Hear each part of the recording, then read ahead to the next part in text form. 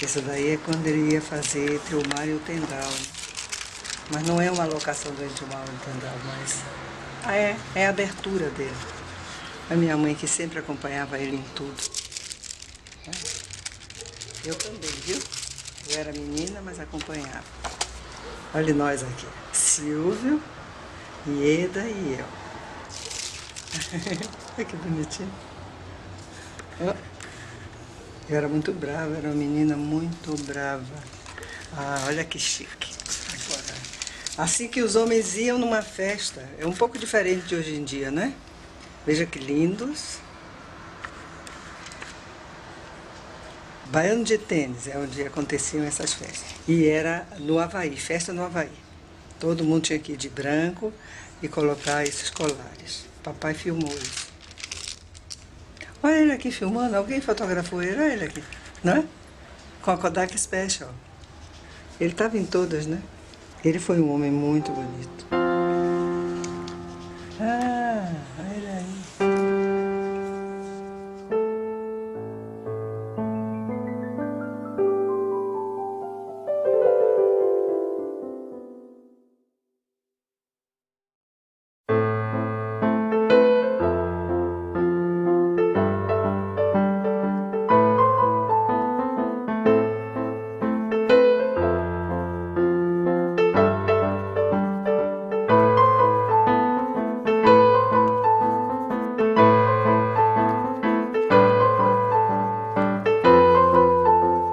Quando tudo passar, eu vagarei pelos ermos com o tripé dos meus sonhos.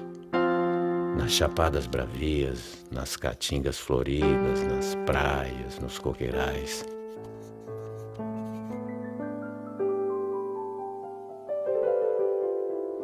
Olha, falar de Alexandre é falar de muitos homens, porque Alexandre não foi uma coisa só, né? Em primeiro lugar, ele foi meu pai. Depois, ele era dentista. Ele escrevia. Ele tinha o seu radioamador que se interessava, ele fazia pequenas peças de ouro, de escultura em ourives.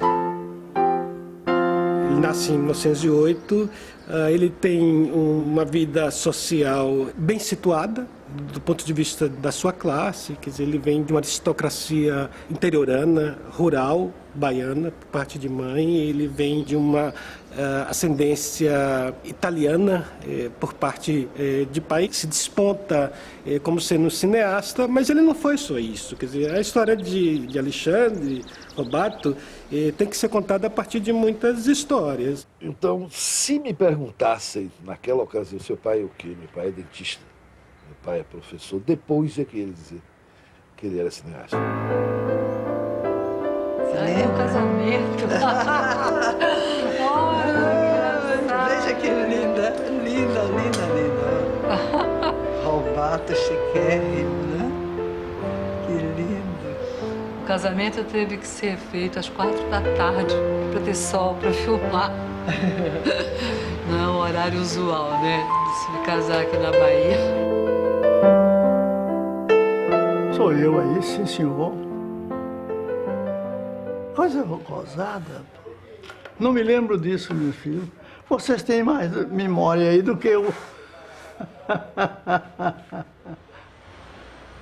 Agora, a clássica. Foto com champanhe, tomando champanhe. Silvio! Alto, magro, louro, com cara de alemão. Depois ficou a cópia de meu pai. É um contexto muito, entendeu, que é da classe, da burguesia baiana na época. Ele era um dos poucos da classe média que frequentava o Baiano de Tênis, o Yacht Clube, a Associação Atlética da Bahia, o Palace Hotel, não sei o quê. E, no entanto, ele era apaixonado pela cultura popular. Naquele tempo não era bonito ser negro. E meu pai achava muito lindo, tanto que fez vários filmes sobre isso. E essa geração é uma geração que eu não sei quem começou exatamente, Jorge Amado escrevendo, meu pai pintando, Mário Cravo, Gênero Augusto, veio gente de fora também para cá, né? O Robato filmando, que aqui na Bahia quem filmava era Robato, né? Ele tinha uma paixão muito grande pelos hábitos baianos, né, os costumes, e o fato dele ser originário do Recôncavo, né? A mãe dele era da Salbara, então ele tinha conhecimento disso. Era a vela, era o peixe, era a igreja. Isso tudo estava impregnado nele e ele poderia ter escrito, mas ele tinha acesso à máquina e resolveu se expressar através de um meio que era uma coisa raríssima, né? Se vocês estão dando toda a importância a alguém que fazia cinema naquela época, é que só tinha ele e mais uns 2 ou 3, né? Tipificam o Robato como sendo um cineasta voltado para a cultura negra. Isso é muito curioso, porque acho que não é uma perspectiva muito do exotismo. Há, de fato, uma vontade de conhecer que talvez seja própria a essa curiosidade intelectual local. E outra coisa muito importante foi o ambiente que nós tivemos a oportunidade de frequentar desde criança, da turma de arte daqui da Bahia, né? Porque ele era amigo íntimo de Mirabeau Sampaio, do Caribé, do Jorge Amado, Mário Cravo. E ficamos amigos, colegas, boas praças. Começamos a entender os capoeiristas, a puxada do xarel, enfim, a Bahia, da qual nos serviu muito de estímulo e de motivação no nosso trabalho. Eles tinham, eu diria, um olhar novo, muito diferente do que era o olhar antigo sobre a Bahia. Eu acho que é quando a Bahia começa realmente a olhar para si, é nessa geração, né? Tem até uma piada de Mirabeau Sampaio, né? Assim, eu digo que é uma piada, mas uma frase de Mirabeau Sampaio, no caso falando sobre meu pai, que diz que ele, Mirabeau, nasceu e se criou na Bahia e pode testemunhar que aqui na Bahia não existia nenhum negro. Negro foi uma coisa que apareceu quando o Caribé veio para cá. As capoeiras aconteciam nas praças, nas festas de largo. Nós é que começamos, eu e Caribé, sistematicamente a ir na Rua Peruais visitar, às quartas e domingos, a capoeira de Mestre Valdemar. Aí é que Roberto entra. Então, realmente, capoeira, que naquela época ainda era malquista, não diria perseguida, mas malquista, foi um filme importante do meu pai, feito junto com o Caribé. Então, a música deles, meu pai gravou em discos. Então, a música de samba de roda, né, de candomblé. Então, foi todo um olhar africano. Caribé acompanhou muito meu pai em filmagens. Ele fez storyboards de filmes. Mas Caribé era mais como guia de Robato, não? Robato é que fazia o filme mesmo. Caribé como artista, como guia artístico. O filme é todo desenhado previamente, o que de certa maneira já dá conta de que o esforço do Robato, enquanto artesão, era também muito sofisticado. Quer dizer, não eram filmes aleatórios que alguém ia chegar lá e ligava uma câmera e começava a fazer. Eram filmes que seguiam determinados roteiros, que buscavam determinadas, digamos, formas expressivas para serem filmes. Mestre Bimba, esse era muito amigo nosso. Está aí, Mestre Bimba.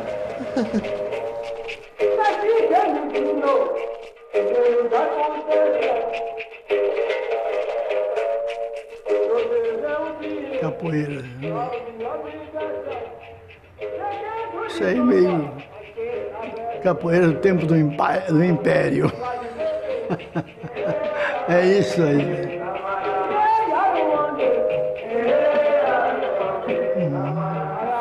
Excelente feito. Traíra é esse. E ele tinha um jogo de capoeira baixo, não fazia saltos. E esse traíra é um cachoeirão.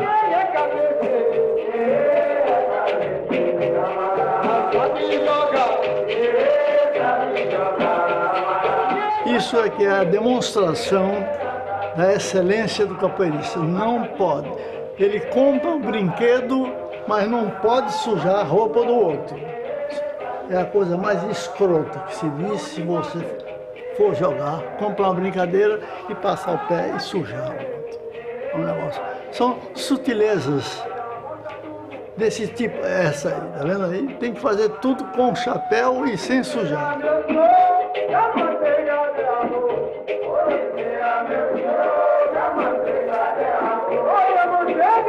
Já é requintado formalmente. Tem cenário branco e preto, com uma imagem elaborada, onde ficavam o coro que cantava, onde ficavam os capoeiristas, a roupa, o figurino. Então, influência direta de Caribé. Vadiação é, digamos assim, que por excelência talvez seja o documento mais importante que se tem sobre a capoeira e sobre a cultura negra baiana.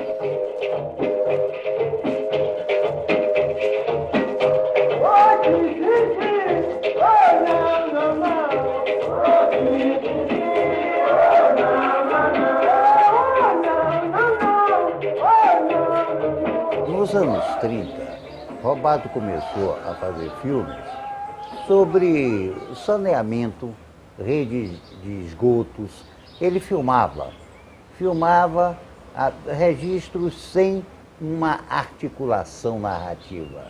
Nos anos 40 é que ele começa a fazer filmes mais elaborados, onde já havia uma montagem, já havia um sentido descritivo, como documentário. Considerando isso, começa a história do cinema baiano com Alexandre Robato Filho, que é considerado o grande pioneiro do cinema baiano. No começo do ciclo baiano de cinema, ele já era um homem de quase 50 anos de idade. Essa gente que estava começando a fazer cinema é gente muito jovem, é gente de 18 anos, 20 anos. Então, há uma distância geracional. Mas acredito que, provavelmente, os filmes do Robato, em particular, eu acho que Xarel e Entre o Mar e o Tendal, que são filmes belíssimos, que são filmes de 52, 53, têm uma relação direta com esse start do ciclo do cinema baiano em 55. É impressionante o que o Glauber praticamente não tenha feito referência aos filmes do Robato. Revolução do Cinema Novo não tem nada, nem outros escritos também eu não me lembro de nada em particular, mas a influência de Xarel, Entre o Mar e o Tendal e em Barravento, ela é patente. Você tem sequências iguais. E papai ficou zangado, não gostou disso. O Xarel é lindo, é emocionante, me reporta tudo, a questão da fotografia, da beleza estética em si, e a lidar com aquela gente, com aquela comunidade, com os detalhes, as expressões. O Dr. Robato tinha uma coisa muito bonita, ele ia no detalhe do rosto de uma pessoa que estava ali só olhando. Desse filme ele fez duas versões, uma chama Entre o Mar e o Tendal. O Tendal é o lugar onde eles, a tenda onde costuram as redes. As redes eram todas de linha, uma espécie de um caruá, e o próprio peixe danificava. Eles tinham que, o pescador passa a vida inteira entre o mar e o Tendal, daí tem essa coisa. Depois ele fez uma versão mais compacta, esse era um filme de 20 minutos, que chama de Xarel.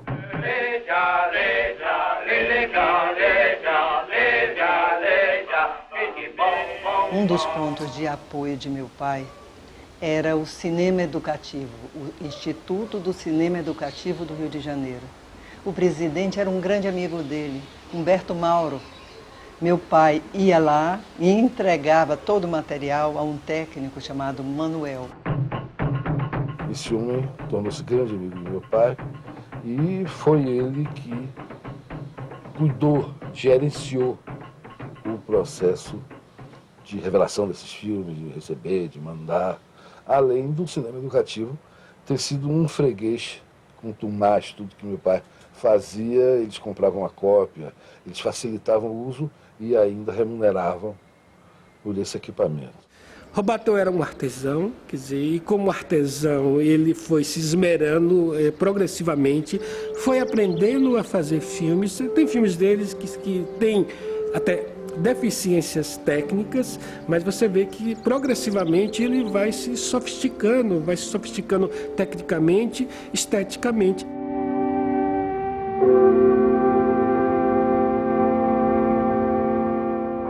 Eu acho que é um conjunto de filmes do Robato que claramente tem relação com esse conceito de filme de cavação. Quer dizer, no fundo, cineastas vendiam a ideia para uma empresa, recebiam, eventualmente, pela quantidade de metros de filme que iam produzir e acabavam, digamos assim, retornando esse produto para a empresa.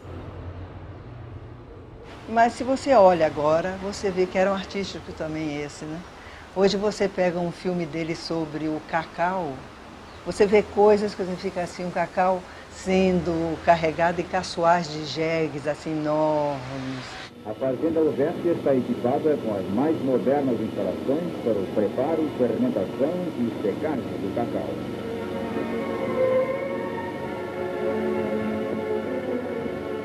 Ele sabia que aquilo valia, né? Ele filmou as boiadas, né? Os vaqueiros todos, né?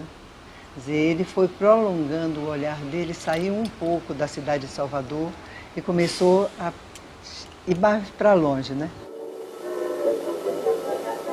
Muita coisa sobre pecuária no interior da Bahia, sobre hidroelétricas que ele fez, alguns filmes.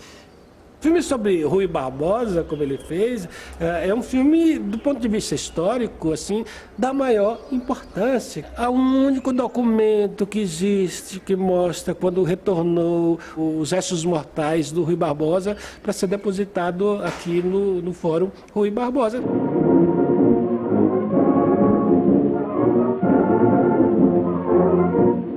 A loira baiana que partiu para a América ao encontro de fama e de fortuna regressa à sua terra natal ao curso de uma carreira relâmpago única em toda a história da cidade. Em 4 meses de uma vida fabulosa... O filme de Marta Rocha é um filme de cavação. É tanto de cavação que eles são obrigados, digamos assim, a fazer uma trajetória saindo do aeroporto para ir até lá no Largo de Roma para visitar a fábrica da Fratelli Vita, que não estava previsto rigorosamente no projeto. Porque a Fratelli Vita é quem pagava o filme.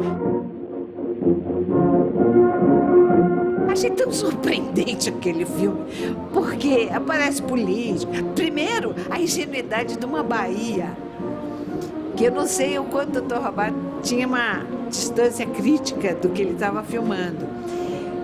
De uma Bahia de um Brasil. O Brasil se rendeu aos pés de Marta Rocha.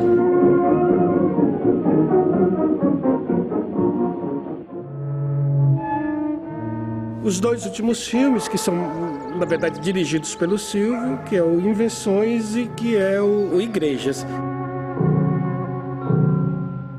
Eu vi o Dr. Robato acompanhando o Silvio, ele respeitava totalmente a direção de Silvio. Ele não contestava, não dava uma de pai, nem de diretor. Ele estava como fotógrafo.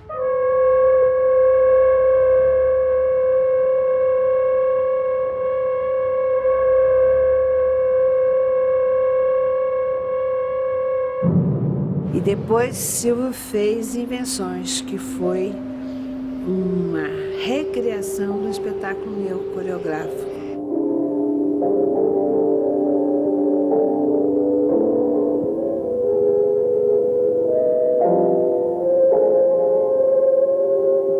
Ele filmou filmava sempre. Eu tenho um filme, deveria ter, mas ele filmou desde que nasci. E é da mesma coisa. Silvio, todo aniversário de família dos meninos, ele filmava. Um casarão enorme, fantástico, 4 andares, que dava para todas as maluquices da família. Cinema, câmara escura, festas, muitas festas. E muita coisa de meu pai se perdeu, porque ele queimou, né? Com medo que explodisse. Porque no cinema educativo, no Rio de Janeiro, teve uma explosão. Então, todo mundo que tinha celuloide em casa ficou achando que ia explodir também. E também era, porque não estava nem com ar-condicionado, quer dizer, não tinha condições de armazenamento.